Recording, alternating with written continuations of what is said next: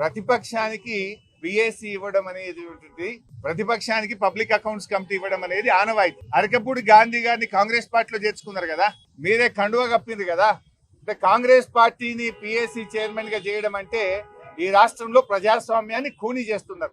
ఇలా రాహుల్ గాంధీ గారు చేతిలో రాజ్యాంగాన్ని పట్టుకొని నీతి వ్యాఖ్యలు చెప్తున్నావు కదా, నీ నీతి వ్యాఖ్యలన్నీ డొల్ల. రాహుల్ గాంధీ మాటలన్నీ నీటి మూటలు.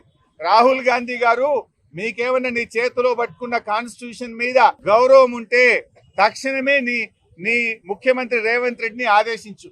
కేంద్రంలో ఇదే పిఎస్సి ఎవరు తీసుకున్నారు? కేసీ వేణుగోపాల్. కాంగ్రెస్ పార్టీ రాష్ట్రాల ఇన్ఛార్జ్ ఎవరైతే ఉన్నారో కేసీ వేణుగోపాల్ పిఎస్సి అధ్యక్షుడు ఉన్నారు. మీరు ఎవరికి ఇచ్చిండ్రు? బీఆర్ఎస్ నుంచి కాంగ్రెస్ లో చేరినటువంటి అరకపూడి గాంధీకి పిఎస్సి ఇవ్వడం అంటే రాజ్యాంగాన్ని నిట్ట నిలువున పట్ట పగలు ఖూనీ చేయడం, ఇది రాజ్యాంగాన్ని పరిహాసం చేయడం. ఇవాళ రాహుల్ గాంధీ గారికి కాన్స్టిట్యూషన్ గురించి మాట్లాడే నైతిక హక్కే లేదు.